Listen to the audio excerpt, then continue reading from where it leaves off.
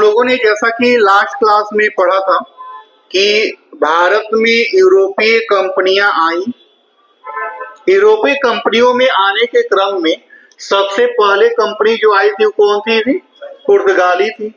पुर्तगाली के बाद फिर डच, PDEF करके हम लोग देख रहे थे। हम लोगों ने कल के क्लास में ये पढ़ा था कि वास्को डी गामा पहला नाविक था पुर्तगाली जो भारत में आया। फिर दूसरी बार कब आया ये पॉइंट हम लोगों ने पढ़ा था। फिर हम लोग ये भी देखे थे कि भारत में पुर्तगाली का वास्तविक संस्थापक किसको माना जाता है? अल्बुकर्क को माना जाता है। फिर हम लोग ये भी देख रहे थे कि भाई जो मुंबई है हम लोगों की आज, वह एक समय पुर्तगालियों के पास थी लेकिन फिर बाद में अंग्रेजों के पास चली गई। किस कारण से चली गई थी? दहेज प्रथा के कारण ही। अच्छा है, तो फिर हम लोग ये देख रहे थे हाँ दहेज प्रथा में अपना संपत्ति नहीं देना है, दूसरे का दान लिया हुआ है इधर में दे देना है। तो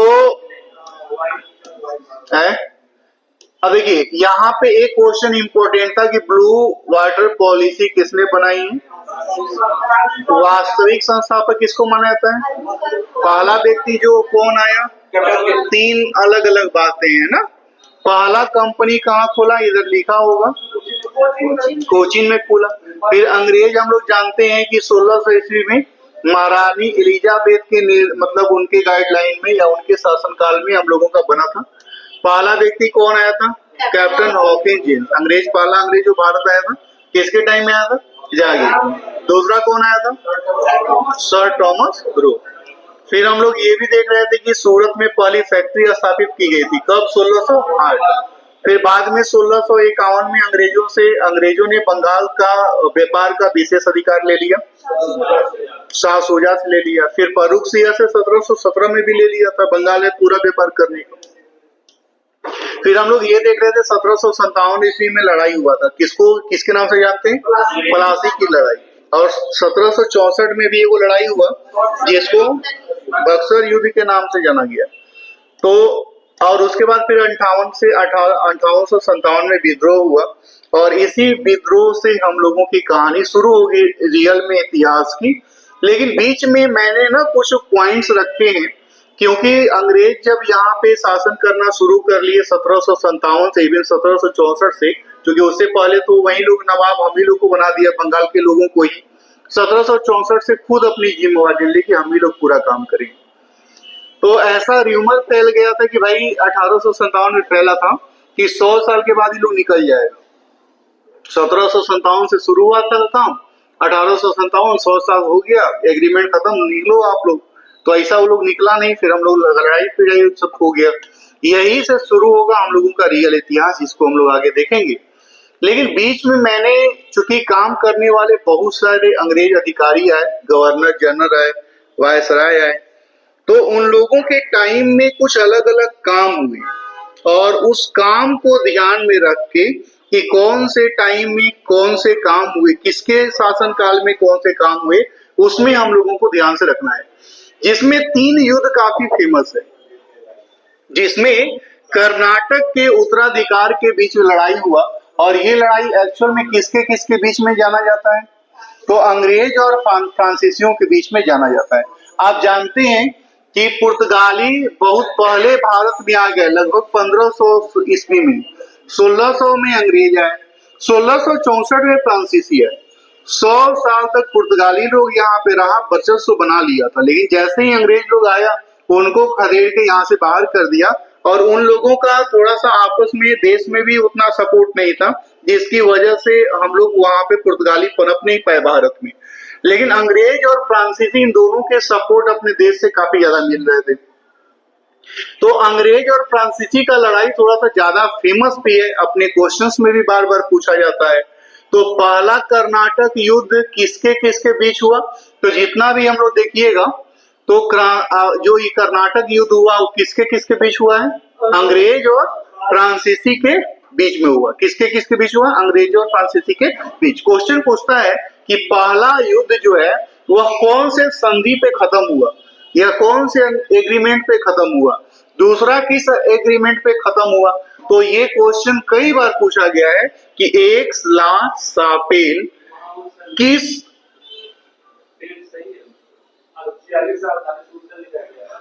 नहीं, 46 से 48 है एक्चुअली, वो थोड़ा सा गलती लिखा गया है। फिर 49 से 54 है, फिर 57 से 63 है। लंबी लंबी लड़ाइयां होती थी, आप उसको सुधार लीजिएगा। तो हमने कहा कि यहाँ पे 1746 से 1700। क्वेश्चन ये है कि पहला कर्नाटक युद्ध, दूसरा कर्नाटक युद्ध और तीसरा कर्नाटक युद्ध किसके किसके बीच हुआ है? तो अंग्रेज और, हाँ। अब पहला युद्ध किस संधि पे खत्म हुआ? वेक्सला सापे। दूसरा संधि कब खत्म हुआ, मतलब किसके पे हुआ? पांडिचेरी।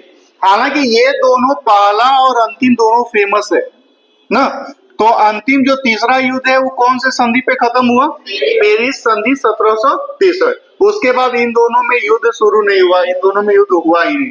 आप देखिएगा 1664 में आए थे वो लोग, 1764 तक उनका यहाँ पे भारत में रहा, तभी तो लड़ाई करते रहे। उसके बाद धीरे धीरे वो फिनिश होते गए। हम लोगों का यहाँ पे लिखा हुआ है कि निर्णायक रूप से फ्रांसीसी कंपनी पराजित हुई और उसके बाद अंग्रेज से युद्ध करना वो लोगों ने छोड़ दिया। और जैसे ही युद्ध करना वो लोग छोड़ दिया, फिर जो यूरोपियन, ये अंग्रेजी जो कंपनी है, वो भारत में अपना वर्चस्व बनाना शुरू की। आप देखिए 1757 में युद्ध शुरू हुआ, प्लासी का युद्ध यहाँ पे हुआ था, और 1763 में खत्म हुआ, और 1764 में हम लोगों का बक्सर का युद्ध हुआ। और जैसे ही बक्सर का युद्ध शुरू होता है, फिर अपने अंग्रेजी कंपनी यहाँ पे लगातार कंटिन्यू अपना वर्चस्व बनाए रखती है। तो पूछता है कि प्लासी के युद्ध के समय कर्नाटक का कौन सा युद्ध हुआ था? तीसरा। बक्सर युद्ध कर्नाटक के कौन से युद्ध के बाद हुआ? तीसरा।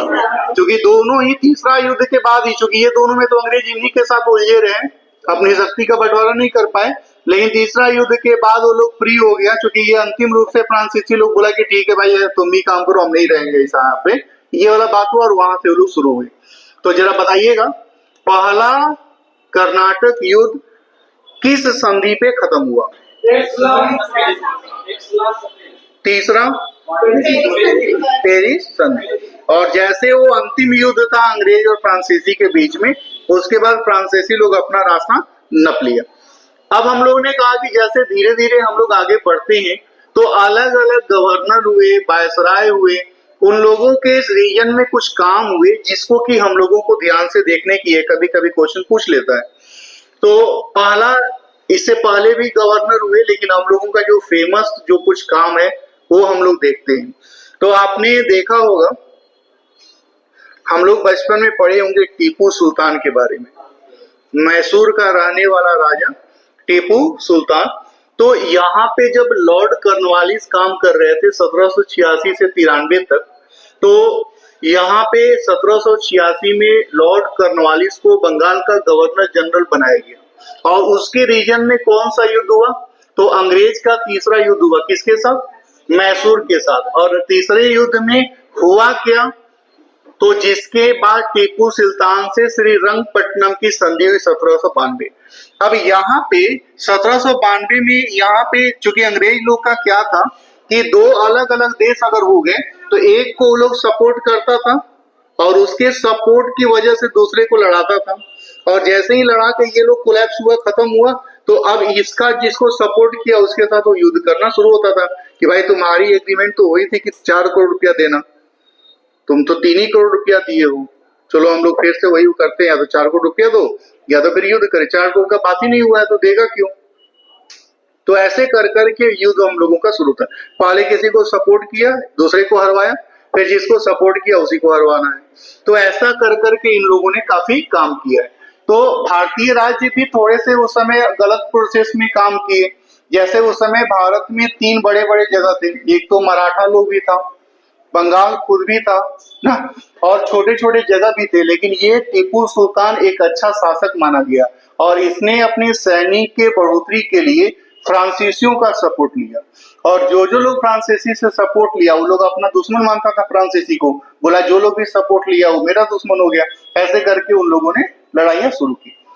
तो 1792 ईस्वी में, 89 ईस्वी में तीसरा युद्ध हुआ। किसके किसके बीच में हुआ? अंग्रेज और मैसूर के बीच में। और इसमें जीता कौन? तो इसमें कोई जीता नहीं, बस संधि होगी। लेकिन आप जैसे ही देखिएगा, हम लोग जब पढ़ेंगे उनके बारे में देखेंगे, 1793 ईस्वी में कॉर्नवालिस ने एक कृषि के ऊपर भी काम किया। एक्चुअल में जब लोग अंग्रेज लोग यहाँ पे आया तो जो काम करना शुरू किया वो किस तरीके का काम करना शुरू किया, तो कुछ तो सामाजिक काम उन्होंने किया। सामाजिक काम का मतलब ये है कि उन्होंने कहा कि आपका जो धार्मिक परंपराएं हैं वह बहुत यूजफुल नहीं है, आप उसको सुधारिए। यहीं के लोगों को चढ़ा बढ़ा के पहले उसमें कोई ना कोई कमी निकालते थे और फिर बाद में सुधार करते थे। तो सामाजिक काम में जाति के ऊपर उन लोगों ने काम किया, उन लोगों ने अपने धर्म के ऊपर काम किया, उन लोगों ने हम लोगों का जो पहले सती प्रथा था उसको क्लोज करने का प्रयास किया भी। उसके बाद हम लोगों का कन्या हत्या या बाल हत्या, ये सब सारे कुछ सामाजिक काम थे जिनको उन लोगों ने काम किया। तो हम लोग देखेंगे कि कौन व्यक्ति या कौन वायसराय, कौन गवर्नर आया जो इन सबको कैंसिल अलग अलग रीजन में किया है। फिर उसके बाद हम लोग ये भी देखेंगे कि जब वो लोग आया है तो हम लोगों के आर्थिक रूप में भी कोई ना कोई चेंजिंग लाया है। तो आर्थिक रूप में जो चेंजिंग लाया है तो 3 तरह के चेंजिंग के आगे हम लोग देखेंगे वो 3 तरह का चेंजिंग किसने लाया है। फिर उन लोगों ने हम लोगों के शिक्षा को बढ़ाने के लिए भी काम किया है। शिक्षा हम लोगों का तो नहीं बढ़ाया, अपना ही बढ़ाया, लेकिन उसको बढ़ाने के लिए भी अलग अलग लोगों ने अलग अलग काम किया। कुछ लोग कॉलेज खोलवाया, कुछ लोग हम लोगों के ऋग्वेद और वेदों को पढ़ने के लिए काम किया, कुछ लोग संस्कृत पढ़ के उसका इंग्लिश में ट्रांसलेशन किया कि यहाँ पे कैसी व्यवस्थाएं थी। तो यही सब छोटी छोटी बातें हैं जिसमें हम लोग देखेंगे कि कौन व्यक्ति ने कौन तरह का काम किया। अब इसमें तो लॉर्ड कॉर्नवालिस के नाम पे 2 चीजें फेमस है कि इसके टाइम में टीपू सुल्तान के साथ एक युद्ध हो गया, ठीक है, और दूसरा उसने 1793 ईस्वी में कौन सा काम कराया, अस्थाई बंदोबस्त। अस्थाई बंदोबस्त का मतलब ये था कि अंग्रेज लोगों को अपना कंपनी चलाने के लिए एक परमानेंट पैसे की जरूरत थी, तभी तो कंपनी चलेगी। तो और यहाँ पे खेती रेगुलर नहीं हो रहा था, हम लोग वर्षा पे आधारित थे, पानी होगी तो होगी, नहीं हो तो नहीं होगी। तो वो लोग क्या किया कि टैक्स जो हम लोगों का था उस टैक्स के ऊपर सोचा कि कुछ ऐसा काम किया जाए कि ये टैक्स हम लोगों का रेगुलर मिलता रहे। तो उन लोगों ने टैक्स एक बार फिक्स कर लिया कि यही टैक्स होगा, हम लोग टैक्स कभी बढ़ाएंगे नहीं, आप उसी पे कंटिन्यू चलते रहेंगे। तो उसी को अस्थाई बंदोबस्त का नाम दिया गया कि एक बार जो टैक्स फिक्स कर दिया मैंने वही टैक्स आपको देना है, उसके ऊपर खेती में जितना भी इजाफा होगा वो सारा का सारा आपको होगा, ठीक है। तो 1793 में कॉर्नवालिस ने क्वेश्चन पूछता है कि अस्थाई बंदोबस्त परमानेंट सेटलमेंट क्यों किसने शुरू किया, कॉर्नवालिस। किस कहाँ पे लगाया, बंगाल में। किस कौन से साल में लगाया, 1793। 1793 में लॉर्ड कॉर्नवालिस ने अस्थाई बंदोबस्त ना परमानेंट सेटलमेंट की व्यवस्था की। अब यहाँ पे एक लॉर्ड विलेजली, इनके नाम पे क्या है, तो इन्होंने सहायक संधि अपनाई। सहायक संधि का मतलब ये था कि जैसे भारतीय लोगों को लोग कहें कि आप लोग सैनिक रख रहे हैं तो आपका सैनिक अच्छा नहीं, आप युद्ध में हार जाते हैं, एक काम करिए सैनिक मेरा रहेगा और वो काफी वेल मेंटेनेंस वाले रहेंगे, आप लोग उसको पेमेंट करिएगा, ऐसे भी आप अपने सैनिक को करते हैं। तो ये लोग क्या किया कि यहाँ का लोकल सैनिक हटवा के अपना सैनिक हर राजा के पास रखवा दिया। तो जाहिर सी बात है सैनिक उसका तो बात उसी का मानेगा, राजा तो नाम मात्र के पेमेंट खाली देने वाले हो गए। तो उस तरह से करके धीरे धीरे उन लोगों ने शेयर किया। तो इसकी शुरुआत किसने की, लॉर्ड विलेजली। कॉर्नवालिस के नाम पे क्या है, अस्थाई बंदोबस्त। विलेजली के नाम पे क्या है, सहायक संधि। और सहायक संधि करने वाला पहला राज्य कौन था, हैदराबाद। कब किया, 1798। अब एक नाम आता है लॉर्ड विलियम बेंटिंग का, ये थोड़े से फेमस भी रहे, सामाजिक काम ज्यादा इनके नाम पे है, जो कि राजा राम मोहन राय को इन्होंने प्रमोट किया, उनसे कुछ काम करवाए, उनके बदले उन लोगों से अपना काम करवाया।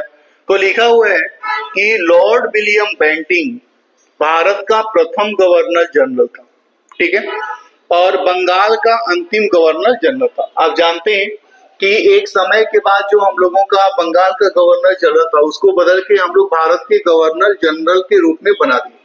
तो ये क्वेश्चन पूछा, ये क्वेश्चन है भी कई बार कि बंगाल का अंतिम गवर्नर जनरल कौन था और भारत का प्रथम गवर्नर जनरल। तो ये बंगाल का अंतिम है और भारत का प्रथम है। कुछ सामाजिक काम भी इसके जिम्मे है, जैसे इसने क्या किया। अब देखिए लिखा हुआ 1833 में जो चार्टर एक्ट आया, अधिनियम आया, जिसको पॉलिटी के अंदर हम लोग पढ़ते भी, बंगाल के गवर्नर जनरल को भारत का गवर्नर जनरल बोल दिया गया। और उसके बाद ही फिर हम लोगों का भारत पे 1857 में युद्ध शुरू हुआ है। लिखा हुआ है कि 1829 ईस्वी में सती प्रथा पे प्रतिबंध लगाने के लिए बंगाल सती विनियम पारित किया गया। ठीक है, तो सती प्रथा पे प्रतिबंध कब लगाया गया, किसके कहने पे या किसने इसमें योगदान दिया, तो राजा राम मोहन राय इस अधिनियम को पारित करने में महत्वपूर्ण योगदान दिए। लिखा जाए कि इसी के समय में 1853 ईस्वी में कलकत्ता एवं आगरा के बीच में पहली बार बिजली से संचालित तार सेवा शुरू हुआ। ठीक है, जो हम लोग पोस्ट आज देखते हैं ये कब शुरू हुआ। और इसी के टाइम में रेल भी शुरू हुआ है, 1853 में ही हम लोगों का रेल सेवा भी शुरू हुआ है। तो ये थोड़ा सा फेमस नाम है, लॉर्ड विलियम बेंटिंक। इसके नाम पे क्या क्या है, तो एक तो हम लोगों का ये हो गया कि बंगाल से सीधे भारत का गवर्नर जनरल बना दिए हम लोग। दूसरा चीज हम लोगों का आता है कि भाई सती प्रथा को इसने रिमूव किया, हटाया। हाँ, फिर उसके बाद आता है कि जो हम लोगों का ये रेल सेवा शुरू इसी के नाम पे की गई, इसी के शासनकाल में रेल सेवा भी और पोस्ट सेवा भी जो हम लोगों का है। तो 3-4 काम इसके नाम पे फेमस हो गए। आप बताइए कि अस्थाई बंदोबस्त की शुरुआत किसने की, लॉर्ड कर्नवालिस। कब किया, 1793।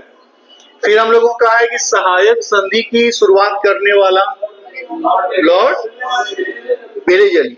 पहला राज्य कौन था जिसने सहायक संधि को अपनाया, लॉर्ड विलियम बेंटिंक के बारे में है कि बंगाल का अंतिम गवर्नर, भारत का प्रथम, सती प्रथा का अंत।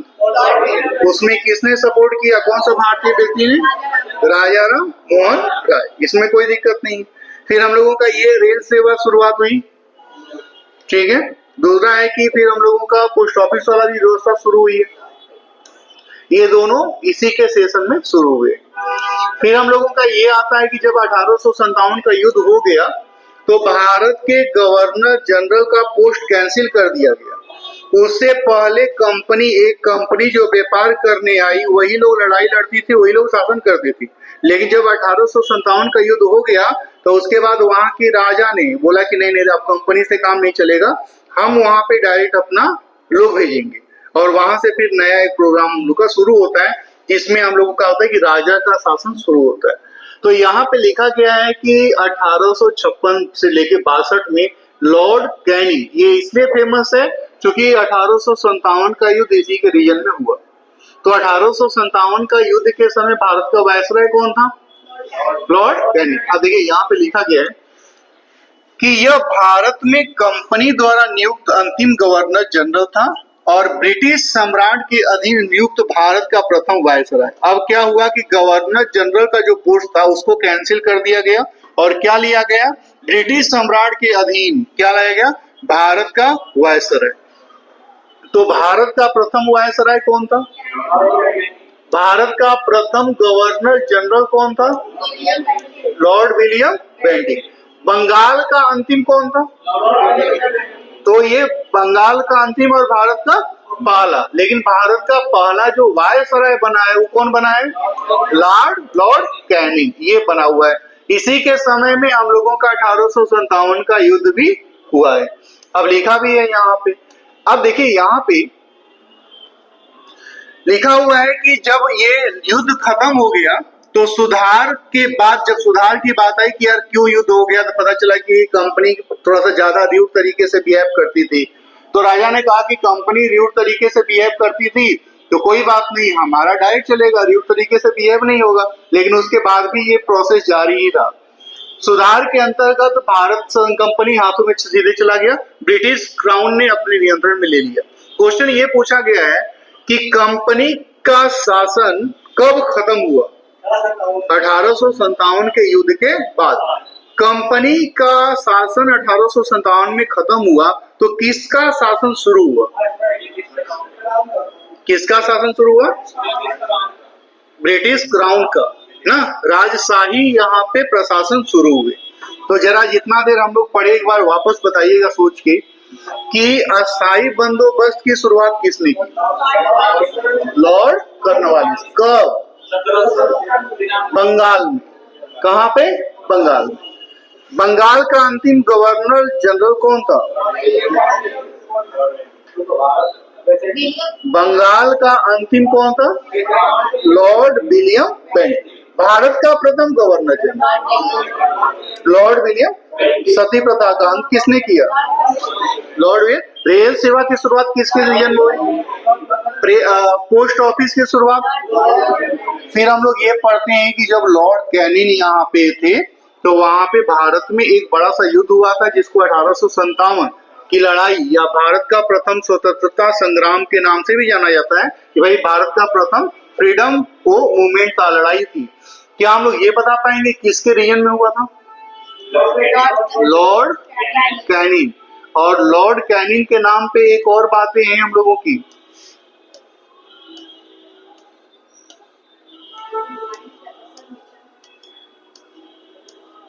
ये रिपीट हो गया है ना, ये देखिए हम लोगों का ये जो है भारत का पहला वायसराय था और भारत का अंतिम गवर्नर जनरल था। इसी के समय महत्वपूर्ण घटना 1857 का विद्रोह था। सुधार इंप्रूवमेंट में क्या हुआ कि जो भारत का शासन कंपनी के हाथों में था अब वो ब्रिटिश क्राउन के हाथों में चला गया। अब उसमें वहां पे एक सचिव बनाए गए जो वायसराय डायरेक्ट उसको प्रमोट बताते थे और वो वायसराय उसको बताए सचिव को, फिर सचिव प्रधानमंत्री या राष्ट्रपति वहां पे जो थे राजा उनको बताते थे। फिर हम लोगों का ये लिखा है दोपहर में पढ़ लिया हम लोग। फिर हम लोगों का आता है लॉर्ड लीटन का नाम। अब देखिए अब इसके रीजन में क्या हुआ कि जब 1857 की लड़ाई हुई उसमें भारतीय थोड़ा सा कैलकुलेशन सही नहीं रहा। भारत के लोग, भारत के राजा, भारत के जो जमींदार थे वो लोग युद्ध में हार गए, वो लोग ज्यादा बलशाली निकले। तो क्राउन यहाँ पे राजगद्दी में संभाली, भाई मेरे राजशाही में चलेगी, कंपनी ठीक से नहीं कर रही है, कंपनी मिसबिहेव कर रही है, लोगों में आक्रोश ऐसे करके बात ले लिया। तो अब जब राजशाही में हो गया तो वहां का राजा लोग यहाँ पे आना धीरे धीरे शुरू कर लिया। 3-4 बार क्रम में आया है जब अलग अलग तरीके पे आया है। तो 1 जनवरी 1877 को ब्रिटेन की महारानी विक्टोरिया को कैसर-ए-हिंद की उपाधि से सम्मानित करने के लिए दिल्ली दरबार का आयोजन किया गया। भारतीय लोगों को ये बताना था कि भाई आप लोग जो है, चूंकि युद्ध में ऐसा नॉर्मल बातचीत हो गई, आज तो सोशल मीडिया था नहीं कि जो कि 1 सेकंड में जगह फैल गया, सबको बताना पड़ेगा कि अब हमारा कंपनी का शासन था तो अब डायरेक्ट राजा का शासन था। तो महारानी विक्टोरिया को यहाँ पे हाईलाइट करने के लिए उन लोगों ने क्या किया, कैसर-ए-हिंद यानी हिंद का सुप्रीम उसने बना दिया महारानी विक्टोरिया को कि भाई हिंद का जो सुप्रीम है कौन रहेगा, महारानी विक्टोरिया। यहीं से उनका शासन शुरू होता है। फिर हम लोगों का ये है कि वर्नाक्यूलर प्रेस एक्ट, ये काफी फेमस और काफी विवादित एक तरह का एक्ट था। अब इसमें मार्च 1878 में लीटन ने भारतीय समाचार पत्र अधिनियम पारित कर भारतीय समाचार पत्रों में पर कठोर प्रतिबंध लगा दिया। उसने कहा कि भाई युद्ध तो शुरू हो गई, युद्ध में हम लोग जीत गए, तो यहाँ के जनता में आक्रोश था, अलग अलग लेटर होती थी, पब्लिकेशन मतलब अलग अलग न्यूज़पेपर में फ्लैश होता था। तो उन लोगों ने कहा कि अगर कोई भी मैटर छापना है आपको तो हमसे पहले अनुमति लेनी होगी, हमको दिखानी होगी। हम अगर उसको बोल देंगे हाँ ठीक है तो आप छापिए, हम बोलेंगे ठीक नहीं है तो नहीं छापिए। अब वही एक्ट हम लोगों का किस नाम से जाना जाता है, वर्नाक्यूलर प्रेस एक्ट के नाम से जाना जाता है। अब उसके विरोध भी हुए कि भाई ऐसा बात नहीं होना चाहिए। अब विरोध भी हुए लेकिन हम लोगों को ये देखना है कि वर्नाक्यूलर प्रेस एक्ट किसके रीजन में हुआ, लॉर्ड लीटन। कैसर-ए-हिंद महारानी विक्टोरिया को मिला किसके रीजन में, लॉर्ड लीटन। बिजली की शुरुआत, बिजली प्रेस की शुरुआत, बिजली से संचालित होने वाली तार सेवा की शुरुआत किसके रीजन में हुआ, लॉर्ड विलियम बेंटिक। रेल सेवा की शुरुआत लॉर्ड विलियम बेंटिक। सती प्रथा का अंत किसने किया, लॉर्ड विलियम बेंटिक। किसके हेल्प से, राजा भारत के आधुनिक जनक के रूप में इनको माना जाता है। इनको अंग्रेजों ने, मतलब ये तो नहीं कहना चाहिए, लेकिन अंग्रेजों ने इनको काफी हाईलाइट किया ताकि लोग इनकी बात को मानने लगे और हम इनसे कोई काम करवा पाए। फिर हम लोगों का ये आता है कि सहायक संधि की शुरुआत किसने की? Lord Wellesley. Lord Wellesley. सहायक संधि की शुरुआत किसने की? कब? सॉरी, पहला राज्य कौन सा था जो कि सहायक संधि का? कौन हुआ? हैदराबाद। कोई दिक्कत? अब यहाँ पे लॉर्ड कैनिंग के भी नाम पे कुछ हो गए, लॉर्ड लीटन के नाम पे क्या क्या है? तो वर्नाक्यूलर प्रेस एक्ट, ये ज्यादा फेमस है, विवादित है, इसलिए हम लोगों को इसको दिमाग में रखना है। फिर लॉर्ड रिपन के टाइम में भी कुछ काम हुआ। अब ये देखिए, लॉर्ड रिपन ने सर्वप्रथम समाचार पत्रों की स्वतंत्रता बहाल करते हुए 1881 में वर्नाक्यूलर प्रेस एक्ट को खत्म कर दिया और इसने सिविल सेवा में, जैसे हम लोग के जो शासन करने वाले लोग थे, वो अंग्रेज के लोग भी थे, हम लोगों के भी थे, तो बहुत छोटी सी उम्र में वो लोग, जैसे हम लोग डीएमएसपी बनने की न्यूनतम उम्र 21 साल है, उन लोगों ने पहले 21 से 19 कर दिया, ताकि भारतीय लोग उतना पढ़ा लिखा होगा नहीं, इतनी छोटी उम्र में बन ही नहीं पाएगा, लेकिन फिर भी हम लोग बीट किए, हम लोग पास हुए। उसने एक बढ़िया सा काम किया कि भाई पहले जो 19 था उसको बढ़ा के कितना किया? वो चाहता था कि भारतीय लोगों का सहानुभूति मेरे साथ रहे, हम जब काम कर रहे हैं तो लोग हमको थोड़ा सा एक अच्छा व्यक्ति समझे कि नहीं नहीं, ये हम लोगों के फेवर में काम कर रहे हैं। और इसी के टाइम में आप देखिएगा तो जस्ट इसी के बाद से फिर 1885 में कांग्रेस का हम लोगों का स्थापना होता है। तो यहाँ पे थोड़े से पॉजिटिव काम क्या हुए लॉर्ड रिपन के टाइम में कि एक तो वर्नाक्यूलर प्रेस एक्ट खत्म कर दिया गया, सिविल सेवा परीक्षा की जो एज पहले 19 थे उसको बढ़ा के कितना कर दिया गया। अब देखिए, एक नया काम भी इसने किया और एक बेहतर था कि लिखा हुआ है कि इसके समय में यूरोपियों के विरुद्ध भारतीय न्यायाधीशों द्वारा मुकदमे की सुनवाई के लिए इलवर्ट विधेयक लागू किया गया, लेकिन यूरोप वासियों में इसमें प्रबल विरोध के कारण इसे वापस लेना पड़ा। एक्चुअली ये नियम था कि कोई भी यूरोपीय के विरोध में कोई भारतीय न्यायाधीश भी मुकदमा में डिसीजन दे सकता है। अब उन लोगों को ये पसंद नहीं आया, क्योंकि वो लोग तो अपने आप को बड़ा आदमी बताता था। अब उसको कैसे पसंद आएगा छोटा आदमी हमको कोई सजा दे या हमारे बारे में कोई डिसीजन पेश करे? तो उन लोगों ने क्या किया कि नहीं नहीं, ये अब वहां पे पूरा विरोध चल गया कि भाई नहीं होना चाहिए, क्योंकि पूरा का पूरा वहीं से नियम बन के यहाँ पे लागू होता था, तो विरोध भी वहीं पे होना था, यहाँ पे तो विरोध होना नहीं था। तो इन लोगों ने क्या किया, तो इंडियन पेपर में ही था, इसलिए विरोध कहाँ शुरू हुआ? इंग्लैंड में। किसके रीजन में शुरू हुआ? Lord Ripon. क्या था कि इलवर्ट बिल के नाम पे जाना जाता है। क्या नाम जाता है? Ilbert bill. इसमें यह था कि कोई भी यूरोपीय व्यक्ति के ऊपर केस मुकदमा का सुनवाई भारतीय लोग भी कर सकता है, क्योंकि हम लोग भी सेना में, मतलब आप देखिएगा तो सिविल सेवा में हम लोग भी प्रवेश कर रहे थे, अलग अलग जगह पे कर रहे थे, तो हम लोगों को भी कोई ना कोई तो जिम्मेवारी मिलनी थी, बट उन लोग को पसंद नहीं था कि हमारे ऊपर में कोई ना कोई हो भारतीय लोग। तो दो चीजें हैं, एक है वर्नाक्यूलर प्रेस एक्ट, किसके रीजन में हुआ? Lord Lytton. किसने खत्म किया? Lord Ripon. इलवर्ट बिल भी क्या था, मतलब किसके रीजन में आया? लॉर्ड रिपन के टाइम में। तो एक हो गया लॉर्ड लीटन और ये हो गया रिपन। ये बनाया और वो इसको सुधारा या खत्म किया, ठीक है। फिर हम लोगों का आता है लॉर्ड हैटिंग, है क्या?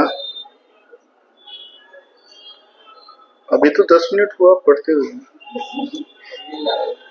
है।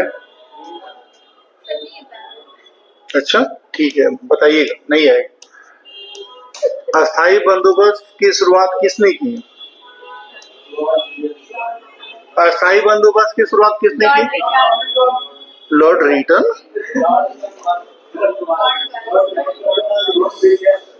है। अस्थायी बंदोबस्त की शुरुआत किसने किया? लॉर्ड कॉर्नवालिस, ठीक है। फिर हम लोगों का यह था सहायक संधि की शुरुआत किसने की? लॉर्ड। क्या हम लोग को ये पता है कि वर्नाक्यूलर प्रेस एक्ट किसके रीजन में आया? लीटन। खत्म कौन किया? रेल सेवा की शुरुआत किसके रीजन में हुआ? बिजली तार सेवा किसके रीजन में शुरू हुआ? सती प्रथा का किसने किया? कोई दिक्कत नहीं। सहायक संधि अपनाने वाला या जिसके ऊपर थोपा गया पहला राज्य कौन सा था? हैदराबाद। किसने लागू किया था? Lord Wellesley. ठीक है।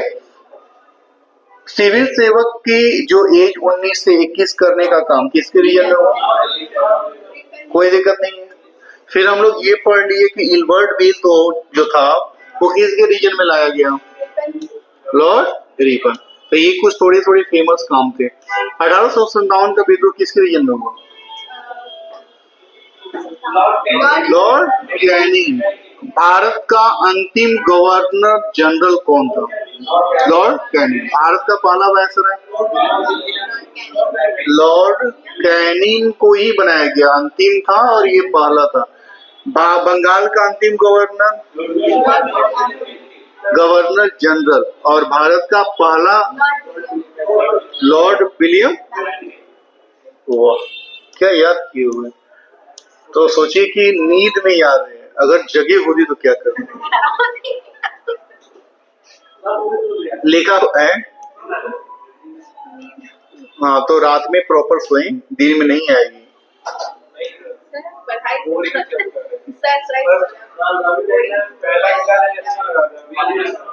है? कल से फिर अच्छा लगेगा जब युद्ध शुरू हो जाएगा। है? देखिए, ये दम के नहीं है। इसके समय में महत्वपूर्ण घटनाएं क्या हुई? तो एक तो हम लोगों जो बंगाल का विभाजन शुरू हुआ था 1905 में, उसको इसके टाइम में खत्म कर दिया गया। ठीक है। और उसमें क्या हुआ कि दिल्ली को हम लोग राजधानी बनाए। पहले हम लोगों का राजधानी कहाँ में था? हाँ, बंगाल में था, कलकत्ता में जिसको बोल सकते हैं। तो बंगाल के कलकत्ता से राजधानी चेंज करके हम लोग दिल्ली ले गए। ठीक है। और दिल्ली में हम लोग कब अरेंज किए थे ये स्वागत? किसके लिए किए थे? जॉर्ज पंचम का भारत में आगमन 12 दिसंबर 1911 को दिल्ली में एक भव्य दरबार में आयोजन हुआ, जिसमें बंगाल विभाजन को रद्द करने की घोषणा की गई कि भाई बंगाल का विभाजन नहीं होगा। लेकिन फिर भी वो लोग कर ही दिया। भले बोला कि नहीं करेंगे, बट कुछ और अलग कर दिया। पहले कुछ और अलग करना था। और भारत की राजधानी दिल्ली से कहाँ स्थानांतरित हो गई? तो आपको ध्यान रखना है कि भाई कलकत्ता से दिल्ली राजधानी स्थानांतरित कब हुई? ये 1911 में घोषणा की गई। और कब चेंज हो गया? किसका? जॉर्ज पंचम का सेलिब्रेशन या आगमन का सेलिब्रेशन कब हुआ? 12 दिसंबर 1911। तो 1911 में हमारी राजधानी चेंज हुई। जो दिल्ली हम लोग आज देख रहे हैं, वो दिल्ली से पहले कहाँ था? कलकत्ता। दिल्ली कब आया? 1911। बंगाल विभाजन कब रद्द हुआ? 1911। किसके रीजन में इंड हुआ? Lord Hardinge. किस राजा के शासनकाल में हुआ? जॉर्ज पंचम। तो यहाँ पे लॉर्ड हार्डिंग के नाम पे दो थोड़ी सी महत्वपूर्ण भी है। विभाजन रद्द हुआ है, दिल्ली राजधानी चेंज हुई है, और राजा यहाँ पे खुद ही आ रहा है ना। पहली बार इंग्लैंड का राजा भारत में आया। कैसर हिंद की उपाधि किसको मिली थी? है? किसको मिला था? हाँ, रानी विक्टोरिया को कैसर हिंद की उपाधि मिली। किसने दी? कोई ने दिया था, कोई ना कोई दिया। देखिए, ये लिखा हुआ है। हाँ, नहीं, कर्जन का नाम आएगा, नहीं मेंशन किया होगा, या फिर जब आगे हम लोग बंगाल विभाजन वापस जब हिस्ट्री के आगे वाले पोर्शन में पढ़ेंगे तो वहां पे फिर से वो आएगा। तिलक। और देखिए यहाँ पे हम लोगों का इसके नाम पे फ्रांसिस्को अल्विलार चेम्सफोर्ड, इसके नाम पे क्या प्रोग्रेस है? तो एक तो तिलक और एनी बेसेंट मिल के होम रूल लीग की स्थापना की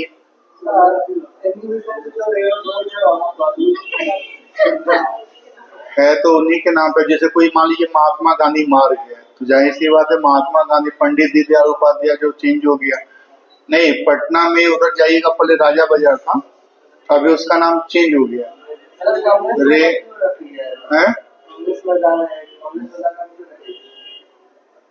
हम लोग चेंज कर लेंगे, बीजेपी मैदान कर लेंगे। नहीं मतलब अगर लग रहा है तो चेंज कर लिया जाए। नहीं मतलब जैसे अभी नेहरू मार्ग उसको रख दिया है लोग, राजा बाजार जो था हम लोगों का उसको पहले नेहरू पथ, पहले वो बेली रोड के नाम से जाना जाता था। तो बोला कि भाई अंग्रेज लोग का तो चला गया वो लोग अपना, तो हम लोग का नाम क्यों रखें, नेहरू पथ रख दिया। कल टाइम में कोई आएगा बोलेगा ऐसे कैसे हो जाएगा, लालू पथ रखेंगे। मतलब लालू जी बिहार के हैं ना, तो फिर नेहरू जी का नाम क्यों रखें, यूपी में तो रहेंगे अपना। कहने को भाई भाई है, लेकिन मान लीजिए जब बात आएगी तो फिर वो लोग कहेगा ना बिहार अलग है भाई, इधर अलग है।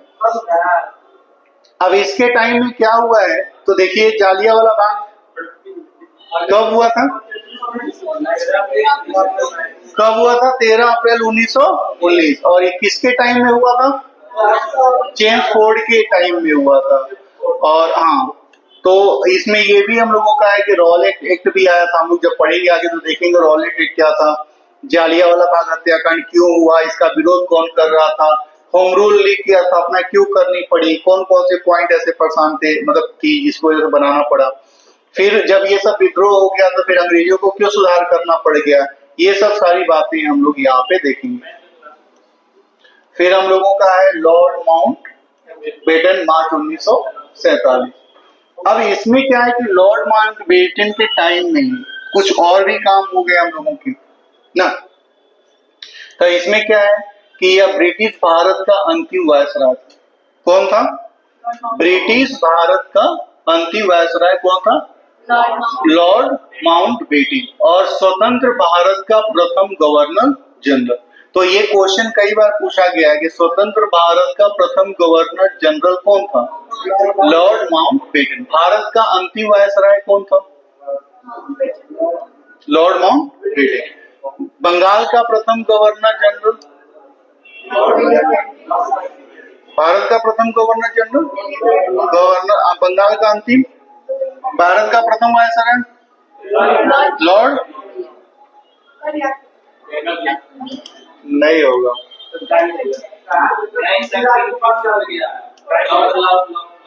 हाँ तो लॉर्ड हटा के बोलते हैं, क्या बोलते हैं।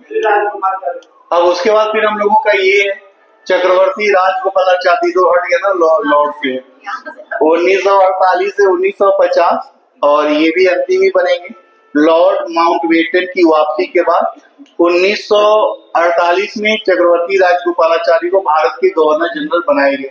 ठीक है, वे स्वतंत्र भारत के प्रथम भारतीय और अंतिम गवर्नर जनरल थे। अब उसके बाद फिर क्या हुआ, हम लोगों का संविधान लागू हुआ। कब लागू हुआ? और उसके बाद फिर गवर्नर जनरल का पोस्ट हट गया, फिर हम लोग का राष्ट्रपति का पोस्ट शुरू हो जाता है। हाँ, और उसके बाद ये कहानी यहाँ पे खत्म हो जाती है। कल से वापस मिलेंगे 57 के विद्रोह से, और यहाँ से आप लोगों को ये चर्बी युक्त है ना, चर्बी युक्त युद्ध का बात हुआ। ठीक है, तो ठीक है, फिर अगले क्लास में लोग मिलेंगे नए इंफॉर्मेशन के साथ। जय हिंद साथियों।